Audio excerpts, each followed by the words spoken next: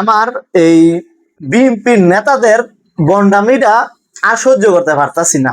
ঠিক আছে, এই যে ওরা বারবার খালি কয় সংবিধান সংবিধান সংবিধান অনুসারে আমার চলতে হইব।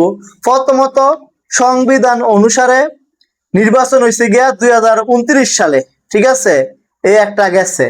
দ্বিতীয় হয়েছে গিয়া গণভোট হেরা মানে না, গণভোট সংবিধানও নাই, এর লিগা মানে না, কিন্তু নির্বাচন মানে। তৃতীয় হয়েছে গিয়া এই যে আমাদের সংবিধানের লেখাই আছে যে এই যে সরকারি যে অফিসগুলো আছে এই অফিসগুলার মানে যে বয়, যেমন ধরেন প্রধানমন্ত্রী বইছে, প্রধানমন্ত্রীর মাথার উপরে এই যে এরকম ছবি থাকতে হইব, শেখর ছবি থাকতে হইব, শেখর, ঠিক আছে, এই যে এরকম ছবি থাকতে হইব।